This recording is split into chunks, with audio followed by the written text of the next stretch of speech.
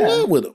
Because you can even see how close she was with Lyric. I feel like that was a testament. And Lyric like her because she's on the one and she knows that this is probably the only good that my brother got going. He ain't gonna get nothing better than this. And they were like this, her and Marty. So you're right. Her and Marty were close. Mm-hmm. So Josh shows up at the house and Lyric sees him from the window. And she's looking at him and they're looking at each other, but then he raised the guns up. She's like, it's time to go. Right. She runs immediately. This is what I want to say. Lyric was kind of foul for this, though. She didn't warn the dudes at the bottom that this dude was running up on her with a gun. Lyric said, every man for himself. Right. She saw what's her brother name again? Lonzo. She saw Lonzo was gone. My brother ain't down there.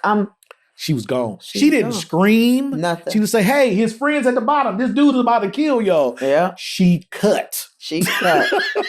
So essentially, they got blindsided. They never saw it coming. He just walked up and started shooting them. And the cold part about it, he killed his own friend, the dude in prison. Yeah. That's your partner. Yeah. That is your friend. Yeah, you the one who brought me here. You the reason. You the reason. So you gotta go tell her. You the reason. And that little dude was trying to make it up them steps. He's like, come on. Legs, work for me, legs. Come on, legs. Work for me. I mean, that's not caught him on the steps and it was like, oh man. Damn. And Tretch and Marty still in the alley. They still in the alley. Matter of fact, they kept showing them in the alley. They cutting in between murder and sex. Right. Murder and sex. Murder and sex. It was like I said, it was very artsy the way they did this movie. You could tell like you said, it was intentional. A lot of stuff was intentional. It was intentional. I feel like they were very intentional because they gave us the gritty that we needed, but it was so many lessons attached to every single thing. Like there was so many jewels.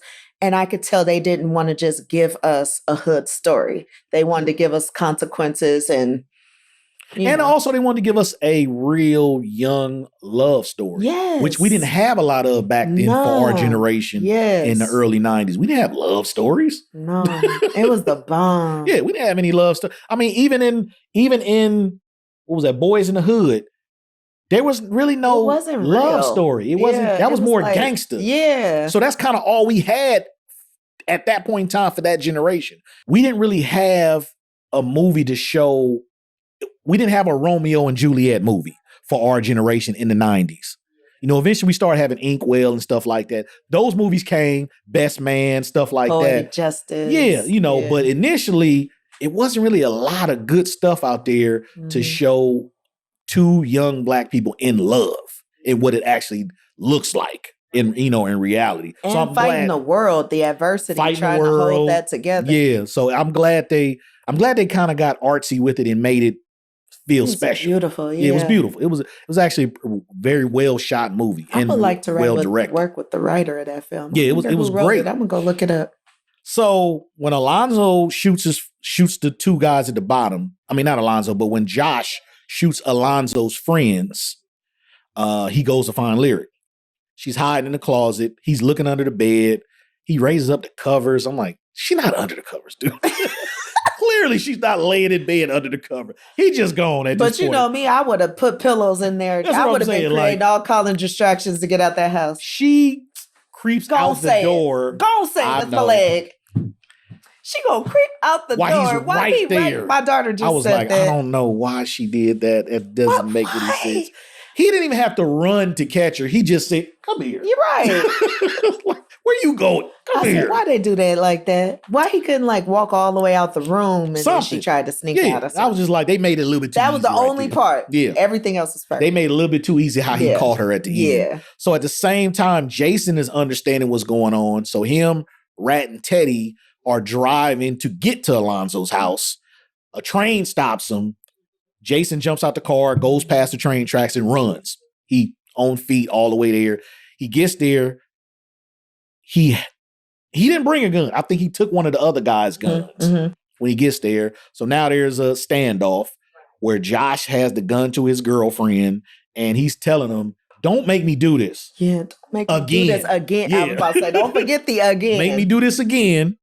And this is the part that I was trying to get to with his his dialect. He went straight New York dude at that point in time.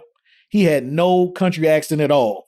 He was like, I'm tired of your shit, Josh. There was no country accent to that at all. He just started talking normal in a normal, angry voice, telling Josh he's tired of running after him, covering up for him, cleaning up his mess. Right. He pretty much let it all out. That, look, I'm tired of this. Tired of you. I'm tired of this. And put the gun down. Let her go. Basically, let her go. Matter of fact, he did say, let her go. Taking stuff from me, too. Like, let her go. This ain't got nothing to do with her. Let her go. Then he tried to play to his mental health by saying, it's just going to be me and you. Yeah. It just so he even tried to play which was smart. It didn't work. But well, he didn't hold it long enough. Yeah, he didn't hold it. That's how I felt like, bro, you were supposed to hold that a little longer. You could have got through. But you got to hold, because it was, he started listening. He was starting to listen. He was. I felt like Jason he didn't hold it long enough. He definitely did not hold it long enough. He didn't.